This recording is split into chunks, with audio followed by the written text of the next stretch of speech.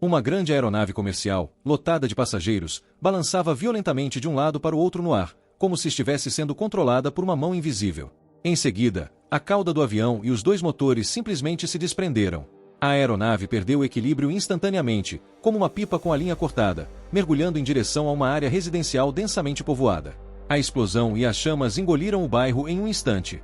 Uma enorme coluna de fumaça subiu aos céus e podia ser vista claramente a vários quilômetros de distância. No final, 265 vidas desapareceram naquele momento. Essa tragédia se tornou o segundo acidente aéreo mais mortal dentro dos Estados Unidos e também o segundo acidente fatal mais grave envolvendo o Airbus A300. Olá a todos, aqui é o Observatório de Maravilhas, eu sou Schunfen. Então, o que exatamente aconteceu naquele ano? Vamos voltar para 2001 e entrar juntos nesse estranho desastre aéreo.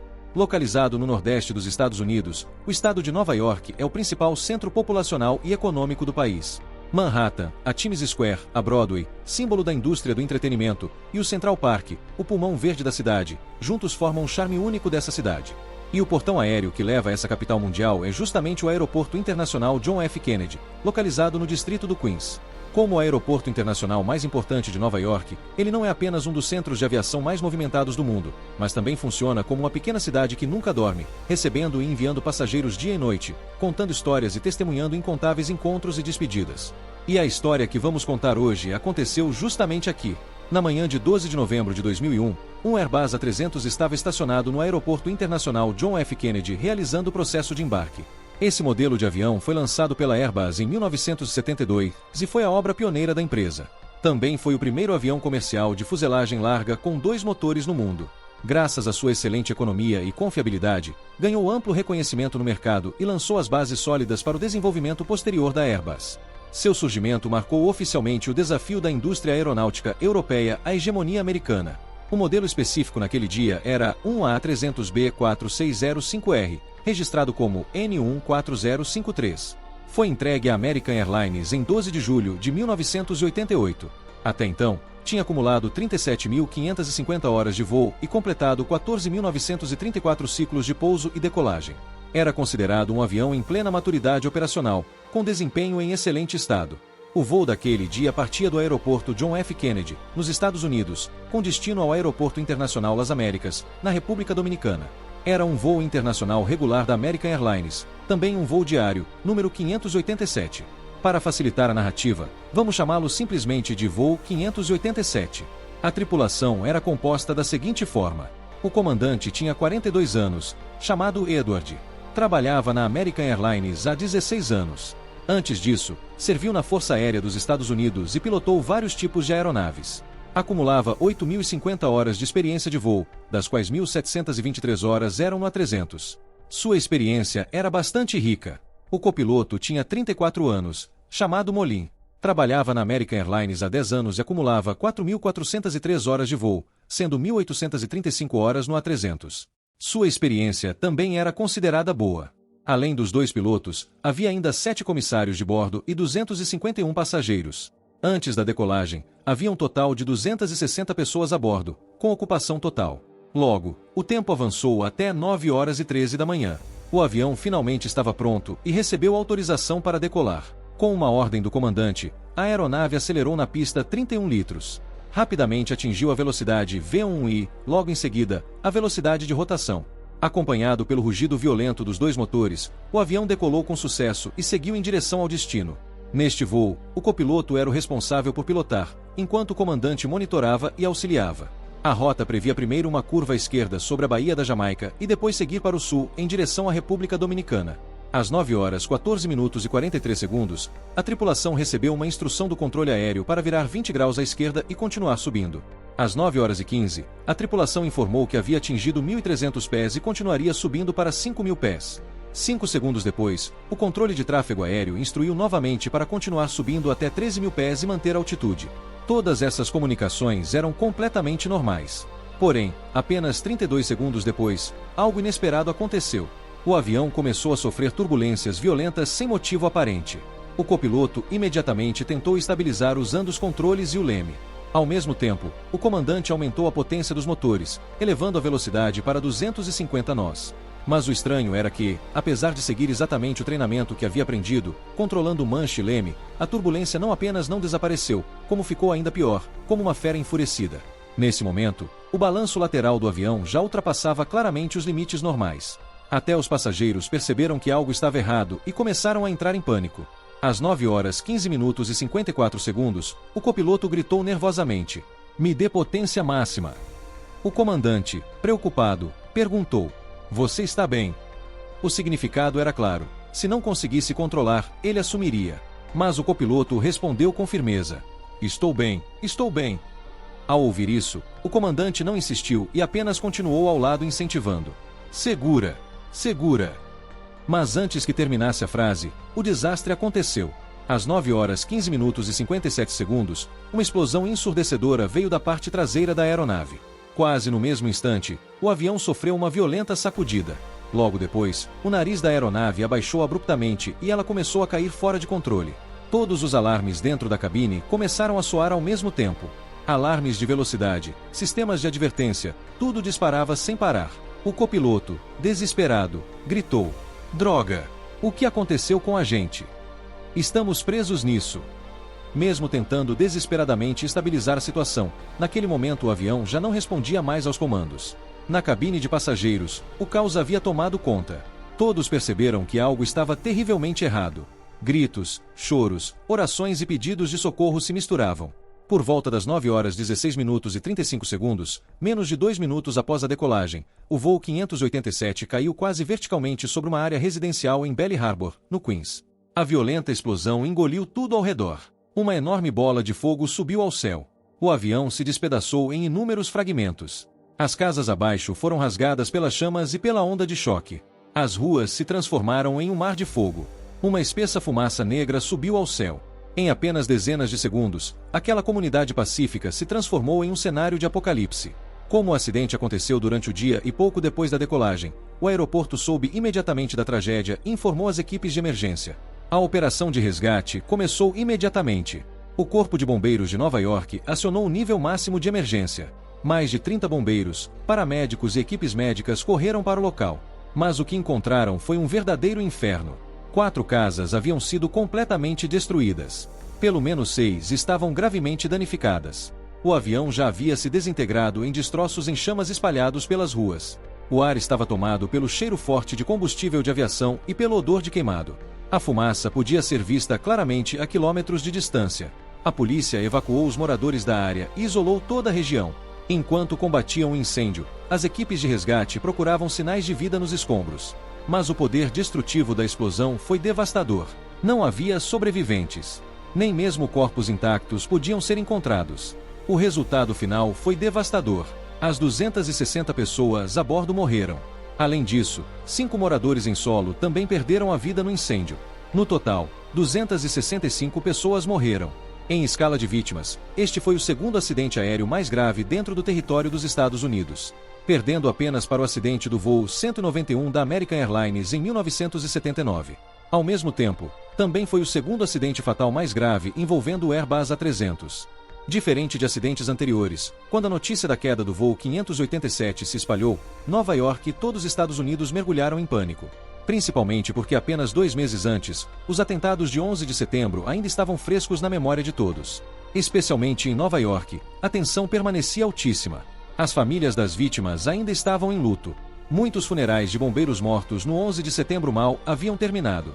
E justamente nesse momento tão sensível, outro avião caiu em Nova York. Quase todo mundo pensou na mesma coisa. Seria este um segundo ataque terrorista? Por isso, imediatamente após o acidente, os 3 principais aeroportos da região metropolitana de Nova York foram fechados. Um grande número de voos foi cancelado. O Empire State Building, a sede das Nações Unidas e vários prédios importantes foram evacuados às pressas. O sistema de metrô de Nova York teve partes interrompidas. Pontes e túneis entre Manhattan e Nova Jersey foram fechados. Caças da Guarda Nacional patrulharam os céus dos Estados Unidos. Tudo isso mergulhou Nova York em uma atmosfera extremamente tensa e sufocante. Ao mesmo tempo, a investigação começou imediatamente. O Conselho Nacional de Segurança nos Transportes liderou a investigação. A Airbus e a Administração Federal de Aviação também enviaram equipes. Por causa do temor de terrorismo, o FBI também entrou na investigação. As equipes trabalharam juntas no local do acidente. O primeiro passo foi recolher os corpos e procurar pistas entre os destroços. Mas as linhas de investigação eram diferentes. O conselho queria descobrir se houve falha mecânica. O FBI concentrava sua atenção em explosivos, vestígios de ataque ou qualquer sinal de terrorismo.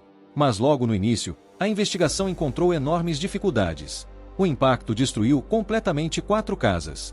Os destroços do avião estavam misturados com os restos das casas. Além disso, o incêndio intenso carbonizou praticamente tudo. Era impossível distinguir a olho nu o que era parte do avião e o que pertencia às residências. Esse trabalho exigia técnicos extremamente especializados. Por isso, consumiu muito tempo. Felizmente, as 2 caixas pretas foram encontradas. Embora estivessem completamente queimadas por fora, os dados internos estavam intactos. Logo foram enviadas para Washington para análise. Enquanto os destroços eram recolhidos, os investigadores também procuravam pistas por outros meios. Como o avião caiu pouco depois da decolagem, durante o dia e perto do aeroporto, muitas pessoas testemunharam o acidente. Ao todo, 349 relatos de testemunhas foram recolhidos. Mas o curioso é que os relatos eram muito diferentes entre si.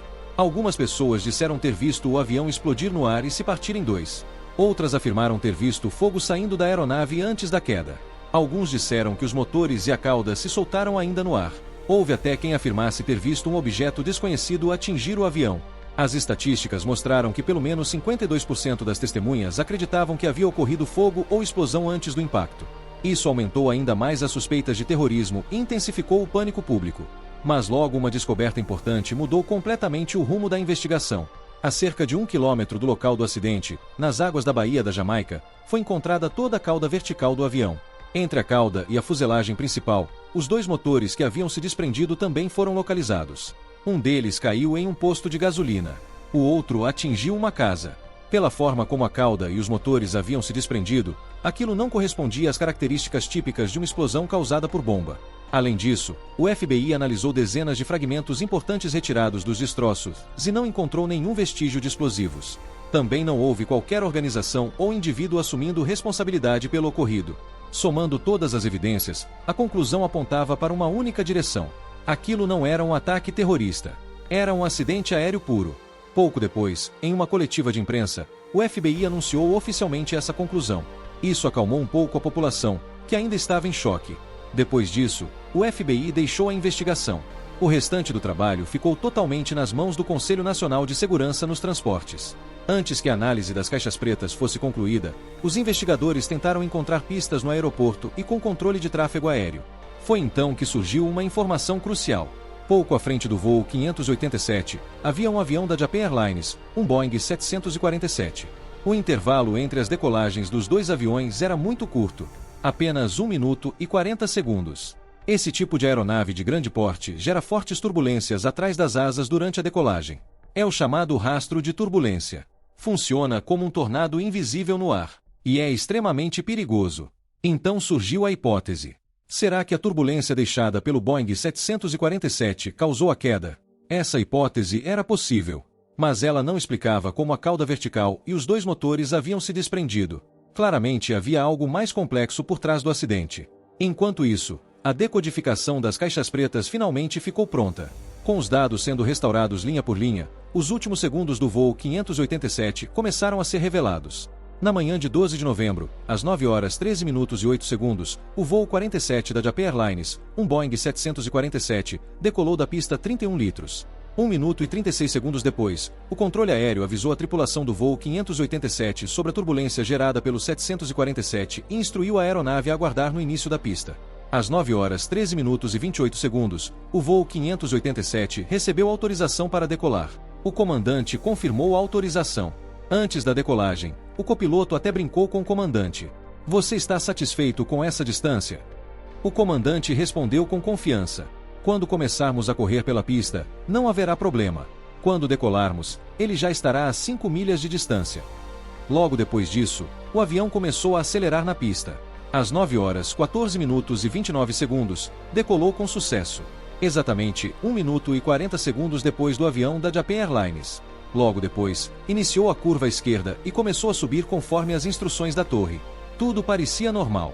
Mas 31 segundos depois, o avião entrou na turbulência deixada pelo Boeing 747. A aeronave começou a balançar levemente. Esse nível de turbulência poderia ser fatal para um avião pequeno, mas para um Airbus A300, normalmente não representava grande perigo.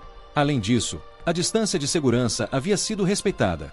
O copiloto então reagiu conforme havia aprendido no treinamento.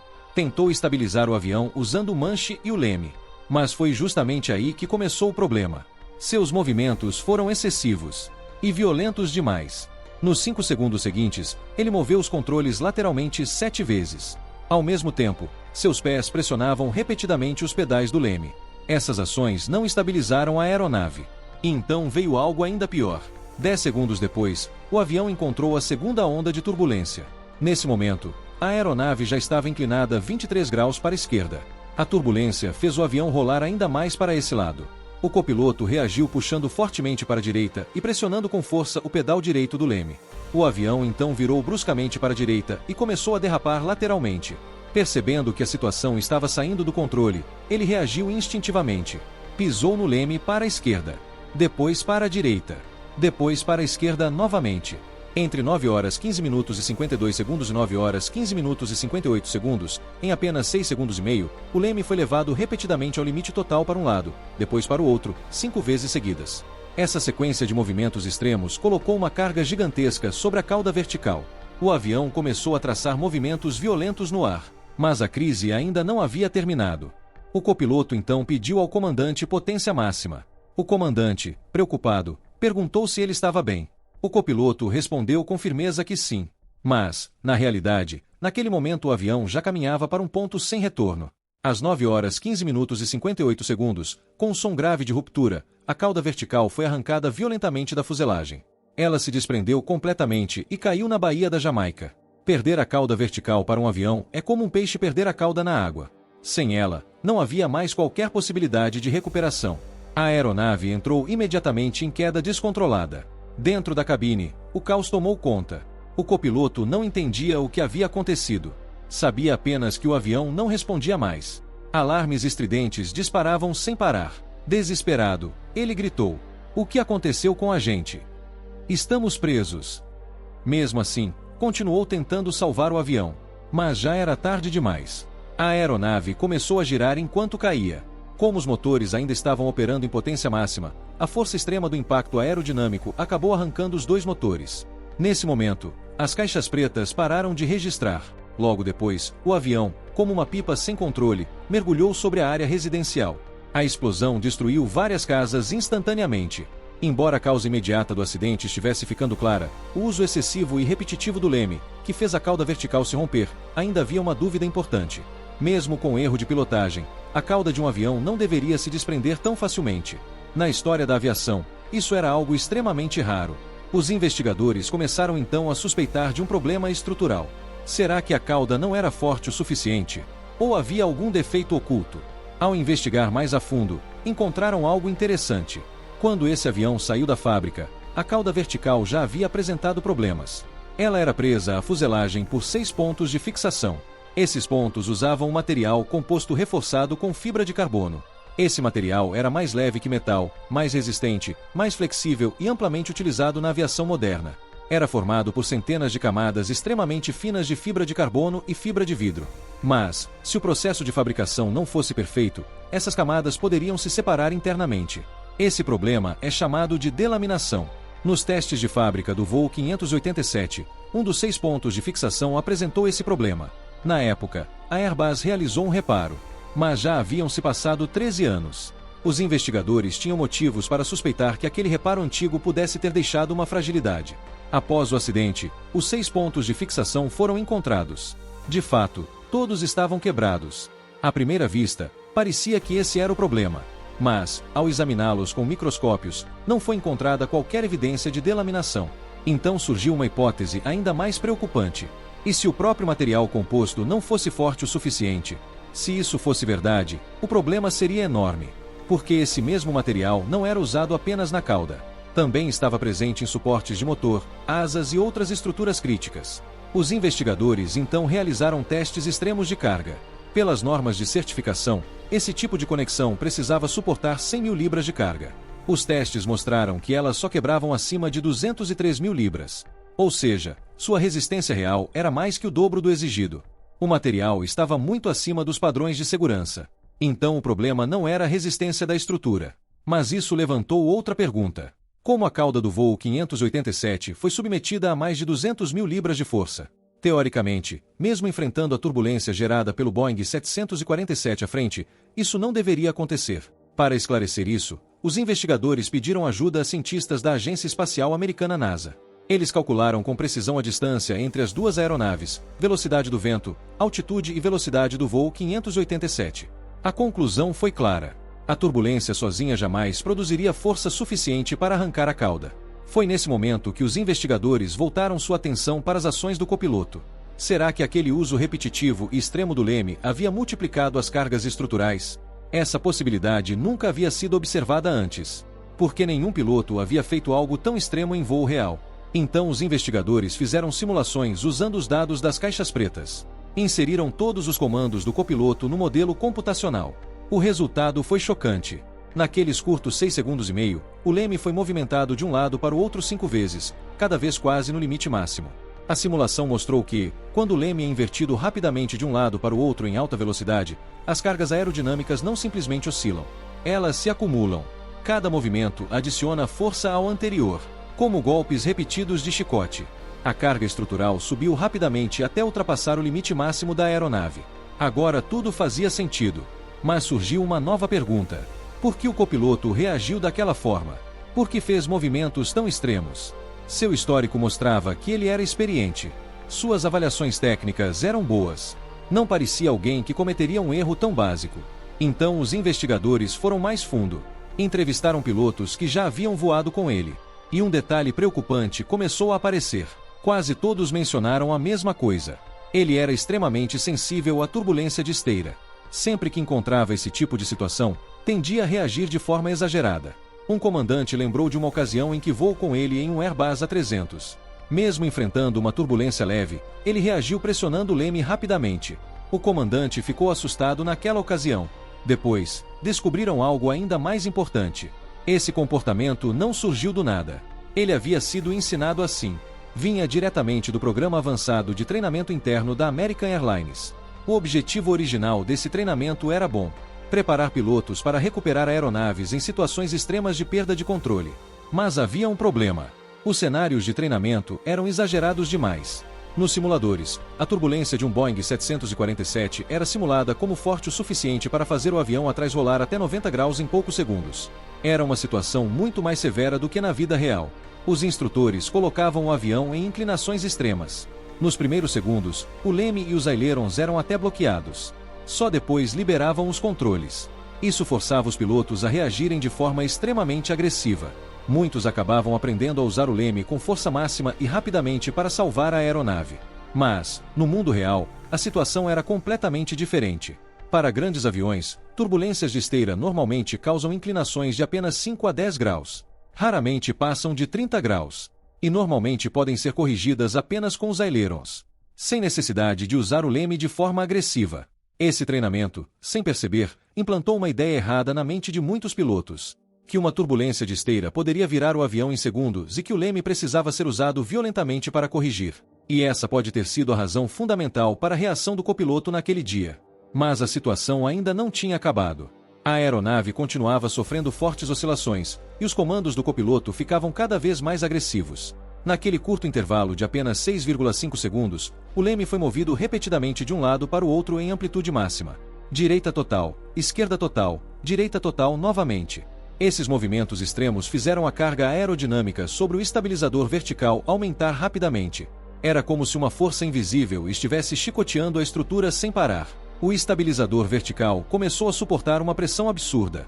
Os investigadores descobriram depois que a força aplicada ultrapassou o limite estrutural da peça. Então, às 9 horas 15 minutos e 58 segundos, com um som surdo de ruptura, o estabilizador vertical foi arrancado da fuselagem. Naquele momento, o avião perdeu completamente sua estabilidade. Sem o estabilizador vertical, era como um peixe sem cauda. A aeronave entrou em queda descontrolada. Dentro da cabine, os alarmes disparavam sem parar. O copiloto gritava desesperado, tentando entender o que estava acontecendo. Ele ainda tentava recuperar o controle, mas já era tarde demais. Enquanto o avião despencava, os motores ainda estavam operando em potência máxima. As forças extremas geradas durante a descida fizeram com que os dois motores também se desprendessem. Logo depois, os gravadores de voo pararam de registrar. Sem controle, a aeronave mergulhou como uma pipa sem linha em direção à área residencial abaixo. Segundos depois, uma explosão violenta sacudiu o bairro. O avião e várias casas foram consumidos pelas chamas. Embora a causa do acidente estivesse ficando mais clara, os investigadores ainda tinham dúvidas. Mesmo com erros de pilotagem, o estabilizador vertical não deveria se desprender com tanta facilidade. Isso nunca havia sido visto antes na aviação. Por isso, os investigadores começaram a suspeitar de um problema estrutural. Ao analisar o histórico da aeronave, descobriram algo importante. Anos antes, o estabilizador vertical já havia apresentado problemas. Ele era preso à fuselagem por 6 pontos de conexão. Essas peças eram feitas de material composto reforçado com fibra de carbono. Esse material era mais leve e mais resistente que o metal. Mas se o processo de fabricação tivesse falhas, poderiam surgir delaminações internas. Durante inspeções antigas, uma dessas peças já havia apresentado esse tipo de problema.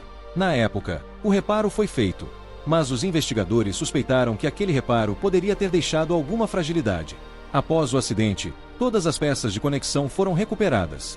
Elas estavam quebradas, mas exames microscópicos mostraram que não havia falhas internas. Ou seja, o material não falhou por defeito. Então surgiu outra hipótese. E se a resistência do material fosse insuficiente? Se isso fosse verdade, seria gravíssimo, porque esse mesmo tipo de material era usado em várias partes críticas da aeronave. Por isso, testes extremos de carga foram realizados. Os resultados mostraram que aquelas peças suportavam mais de 2 vezes o limite exigido. Ou seja, estavam muito acima do padrão de segurança. O problema não era fraqueza estrutural. Então restava outra pergunta. Como o estabilizador recebeu uma força tão absurda? Mesmo com turbulência de esteira, isso parecia impossível. Os investigadores pediram ajuda a especialistas da NASA. Eles simularam a distância entre os aviões, velocidade, altitude e condições atmosféricas. O resultado foi claro. A turbulência causada pelo Boeing 747 não era suficiente para gerar aquela força. Então o foco voltou para os movimentos do copiloto. Os dados mostraram algo impressionante. Cada vez que ele alternava o leme bruscamente, as forças não se anulavam. Elas se somavam, como chicotadas consecutivas. E isso fez a carga estrutural aumentar até romper o estabilizador. Agora tudo fazia sentido. Mas restava uma última pergunta. Por que o copiloto agiu daquela forma? Os investigadores analisaram seu histórico. Ele era considerado um piloto competente, experiente, bem treinado. Nada indicava que cometeria um erro tão grave. Mas ao entrevistar colegas e comandantes que voaram com ele, um padrão apareceu. Quase todos disseram a mesma coisa. Ele tinha uma sensibilidade exagerada quando enfrentava turbulência de esteira, e costumava reagir de forma intensa. Isso chamou atenção. Então os investigadores examinaram o treinamento interno da companhia aérea. E foi aí que encontraram uma peça fundamental do quebra-cabeça. Ao investigar o treinamento da companhia aérea, os investigadores descobriram algo preocupante. Os exercícios de recuperação de turbulência de esteira eram extremamente exagerados. Nos simuladores, os instrutores criavam cenários irreais. Eles simulavam situações em que a aeronave sofria inclinações violentas em poucos segundos, às vezes, chegando a quase 90 graus de rolagem. Nessas simulações, os pilotos eram ensinados a reagir com movimentos agressivos no leme e nos controles. O objetivo era recuperar a aeronave o mais rápido possível. Mas isso criou um problema. Os pilotos passaram a associar turbulência de esteira com uma ameaça extrema, e acreditavam que precisavam usar comandos radicais para escapar. Na vida real, porém, a situação é completamente diferente. Para aeronaves grandes, a turbulência de esteira normalmente provoca inclinações leves, algo entre 5 e 10 graus, raramente ultrapassando 30 graus. Na maioria dos casos, bastava usar os ailerons para corrigir, sem necessidade de usar o leme de forma agressiva. Mas aquele treinamento implantou uma ideia errada. A de que, diante de turbulência, o piloto precisava reagir violentamente. E isso provavelmente influenciou diretamente as ações do copiloto naquele voo. Mas havia mais. Os investigadores também descobriram um problema no próprio projeto do sistema de leme do Airbus. O sistema era sensível demais em alta velocidade. Quanto maior a velocidade, menor era a força necessária para aplicar grandes deflexões no leme. Por exemplo, em velocidades baixas, era preciso aplicar uma força relativamente grande nos pedais para mover o leme. Mas em velocidades altas, bastava um pequeno movimento. e o leme já alcançava uma deflexão enorme. Isso significava que, em alta velocidade, um pequeno erro poderia gerar uma resposta extremamente agressiva da aeronave. E o mais preocupante, os pilotos não tinham sido claramente alertados sobre isso. Na visão da fabricante, o leme era um comando de uso limitado, normalmente utilizado apenas em 3 situações: durante a decolagem para compensar vento lateral, durante o pouso para alinhamento, ou em caso de falha de motor. Fora disso, o uso extremo do leme em alta velocidade não era esperado. Por isso, esse risco não era enfatizado no treinamento. Mas a realidade mostrou outra coisa. Situações inesperadas acontecem. E naquele caso, todos esses fatores se combinaram: a turbulência de esteira, o treinamento inadequado, a sensibilidade excessiva do sistema e a reação exagerada do copiloto. Depois de quase 3 anos de investigação, em 26 de janeiro de 2004, o relatório final foi divulgado. A conclusão foi clara. O avião não apresentava falhas mecânicas. Os pilotos não estavam fatigados. A principal causa do acidente foi a reação excessiva do copiloto à turbulência de esteira. Os movimentos agressivos e alternados no leme geraram cargas muito acima do limite estrutural. O estabilizador vertical se rompeu, e isso levou à perda total de controle da aeronave. Mas os investigadores também apontaram fatores contribuintes: o projeto do sistema de leme do Airbus e o treinamento inadequado da companhia aérea. Ou seja, não foi apenas erro humano. Foi uma combinação de falhas no sistema inteiro: projeto, treinamento, procedimentos, interação entre homem e máquina. Após o relatório, Airbus e American Airlines começaram uma disputa sobre responsabilidade. A companhia aérea culpava o fabricante pelo sistema sensível demais. O fabricante culpava a companhia pelo treinamento inadequado. No final, ambas chegaram a acordos extrajudiciais com as famílias das vítimas, sem admitir culpa formal. Mas a tragédia deixou marcas profundas e trouxe mudanças importantes para toda a indústria. A Airbus modificou o sistema de controle do leme em alguns modelos. A American Airlines reformulou seus treinamentos. Os exercícios passaram a ser mais próximos da realidade, menos exagerados, mais seguros. Além disso, novas regras foram criadas sobre o uso do leme em alta velocidade. Movimentos rápidos e alternados passaram a ser fortemente desencorajados. Toda a indústria aprendeu com esse desastre. Foi uma lição amarga. 265 vidas perdidas. Tudo por uma sequência de erros e falhas que poderiam ter sido evitados. E entre essas vítimas havia uma história que chamou a atenção. Uma jovem de 26 anos. 2 meses antes, ela havia sobrevivido ao ataque ao World Trade Center. Naquele dia, conseguiu escapar com vida. Mas agora, ao embarcar apenas para voltar para casa, encontrou um destino cruel. Isso nos lembra o quão frágil a vida pode ser. E como, às vezes, o destino muda em questão de segundos. Esse foi o caso do voo 587 da American Airlines. Uma tragédia que mudou para sempre a aviação.